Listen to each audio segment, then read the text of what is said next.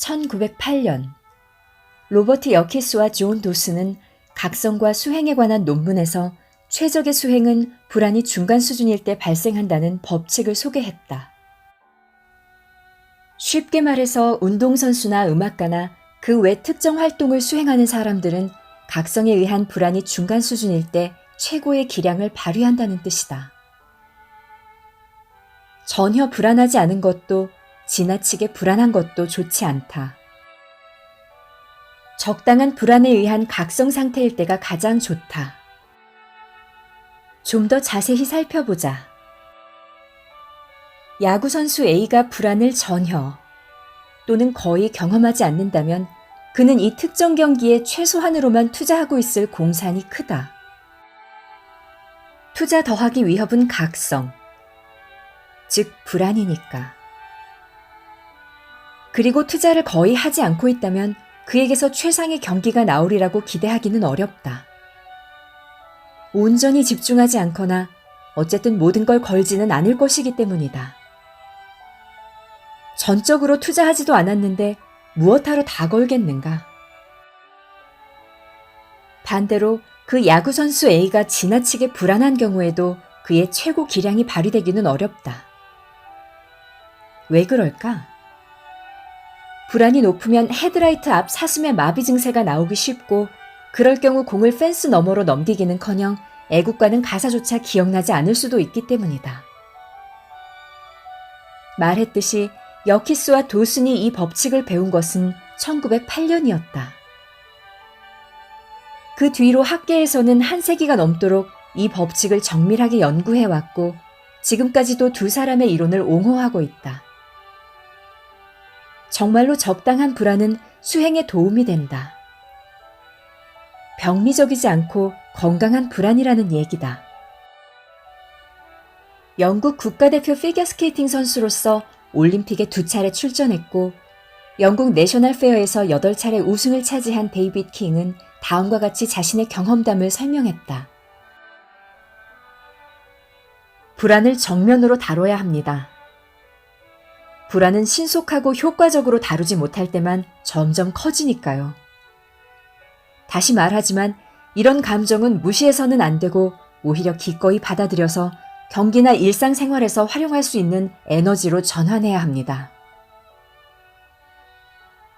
각성, 즉 불안은 모든 시스템의 자연스러운 요소다.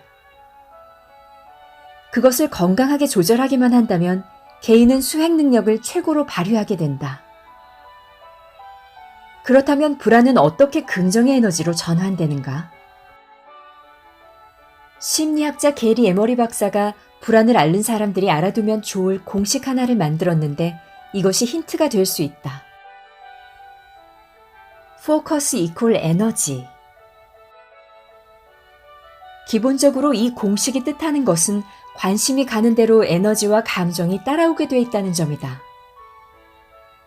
좋아하는 코미디 프로그램에 정신을 팔고 있으면 웃게 돼 있다.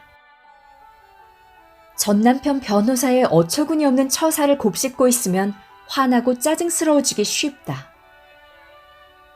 불안이란 뭔가를 위협적이라고 생각하는 데서 생겨나는 것인 이상 때로는 같은 상황을 그저 다르게 생각하기만 해도 한결 마음이 놓인다. 이런 식이다. 승진하지 못한다 해도 세상이 끝나는 건 아니야. 심지어 불안으로부터 안도를 얻기 위해 상황을 재해석할 필요조차 없을 때도 많다. 포커스를 다른 데로 돌리기만 하면 되는 것이다. 다리를 건너는 것에 대한 공포인 교량 공포증이 있던 한 여성의 사례를 보자. 그녀는 해외에서 멋진 휴가를 보내고 막 돌아온 참이었다. 공항으로 마중 나온 남편의 차를 타고 인근에서 가장 무시무시한 다리를 건너는데 그 공포증 환자가 아무런 공포 반응을 일으키지 않았다. 그녀는 남편에게 유럽에서의 경험담을 늘어놓느라 자신이 지금 공포 상황에 직면해 있다는 것을 미처 알아차릴 겨를이 없었다. 그녀의 남편은 잠자코 있다가 다리를 건넌 다음 아내를 놀렸다. 어떻게 된 거야, 수다쟁이 여사? 당신 지금 얘기하느라 바빠서 의자 밑에 숨는 걸 까먹었잖아. 공포증 환자는 남편의 말이 정확히 맞다는 것을 깨달았다. 포커스를 휴가얘기로 돌렸더니 다리가 평소처럼 무시무시한 형태로 떠오르지 않았다. 또 다리가 떠오르지 않으니까 다리를 건너는 것이 두렵기는커녕 집 앞에서 집 안으로 들어서는 것처럼 아무렇지 않았다. 이 일이 있은 후 그녀는 공포증이 완전히 자의적이라는 것을 깨달았다. 끔찍한 일이 벌어지리라고 생각하면서 그녀 스스로 불러일으키지 않는 한 그것은 아예 존재하지 않았기 때문이다. 이제 그녀는 노래를 부르건 대화를 떠올리건 쇼핑 목록을 작성하건 다른 일을 신경 쓸 때면 공포에 사로잡히는 것이 불가능해졌다. 마음이 딴 데가 있기 때문이다. 어릴 때 내가 알던 거의 모든 어른들이 100만 달러를 갖고 싶어 했다. 100만 달러만 있으면 안전하고 행복하기 위해 필요한 모든 것을 갖출 수 있다는 듯이. 그로부터 몇십 년 뒤 최근 이틀 사이 남녀 환자가 각각 한 명씩 나를 찾아와 재정 파탄을 겪게 될까봐 불안해서 견딜 수가 없다고 호소했다. 문제는 두 사람 모두 순 재산액이 100만 달러도 넘었다는 점이다. 둘 다 나이는 70세 정도였고 돈이 없다는 게 어떤 건지 한 번도 경험해 본 적이 없었다. 그런데 경기가 하락하면서 자신들도 완전히 거덜이 날 수 있다는 두려움에 사로잡히고 말았다. 그들은 대출도 전혀 없는 자기 집에 살고 있었는데 말이다. 나는 두 사람에게 그들이 전 세계 최상위 계층에 속하며 지구 인구 100명당 99명보다 부자라는 사실을 환기시켜 주었다. 게다가 두 사람 모두 능력 있고 안정적이고 다정한 배우자가 있었다. 하지만 그들에게 그런 정보들은 아무 도움도 되지 않았다. 이 두 걱정꾼은 최근에 손실을 경험한 터라 그 일을 빌미삼아 곧 재정 파탄이 닥쳐오리라고 믿어버렸다. 이 사례를 소개하는 이유는 불안이라는 감정이 사람에 따라 얼마나 자의적으로 받아들여지는지 보여주기 위해서다. 어쩌면 누군가는 지금 당신의 자리에 선다면 세상에서 제일 운 좋은 사람이라고 느낄지도 모른다. 한번 지금 소개한 백만장자들의 삶과 자신의 삶을 바꾼다고 상상해보라. 우리는 은근히 걱정할까? 아니면 처지가 바뀌었으니 마냥 행복해할까? 설마 그들처럼 재정이 파탄나게 생겼다고 불안에 휩싸이게 될까? 반대로 로또에 당첨된 듯 느낄 수도 있고 적어도 100만 달러가 막 손에 들어왔으니 안전하고 든든하다고 느낄 수도 있을 것이다. 그렇다면 정상적이고 건강한 불안이 정확히 언제 문제로 넘어갈까?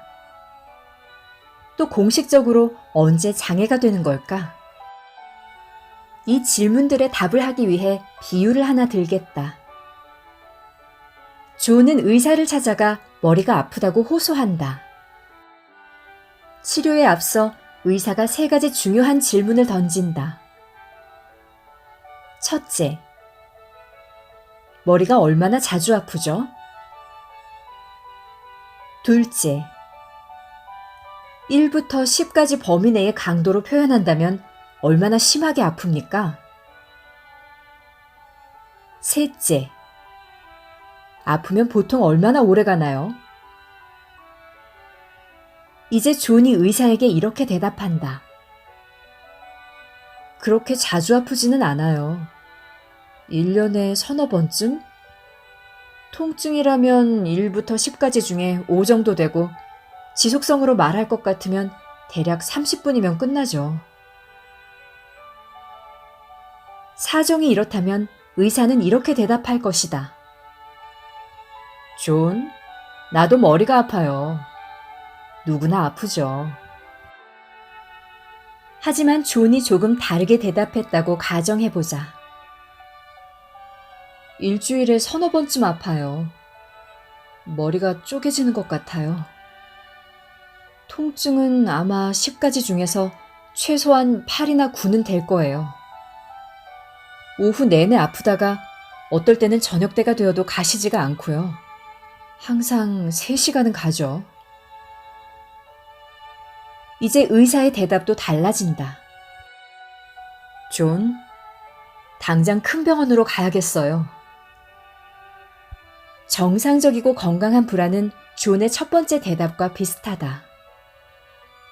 빈도는 좀 더 작겠지만 중요한 것은 정상적이고 건강한 불안은 삶을 뒤흔들거나 지배하지 않는다는 점이다. 수월하게 다스려지고 심각한 위협에 대한 인식이 사라지면 바로 가라앉는다. 헨리 포드 병원의 외래 환자 행동건강 서비스 센터 소장 캐시 프랭크 박사는 병리적인 불안을 다음과 같이 묘사한다. 불안장애는 다릅니다. 정상적인 불안은 기간이 짧고 대개 생활에 극심한 지장을 초래하지 않는 반면 불안장애는 주로 만성 질환으로서 일상 기능에 중대한 영향을 미치죠. 삶의 모든 기쁨을 앗아갈 수도 있고요. 미국에서만 4천만 명 이상이 불안장애에 시달리고 있습니다.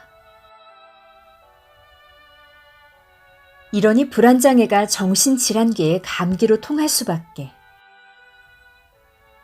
불안은 우리가 부정적인 생각에 집착하고 있으면 문제가 되고 압도될 수 있다. 하지만 우리의 목적과 투자 또는 희망을 더욱 명료하게 자각하게 해주는 촉매제로 기능할 수도 있다.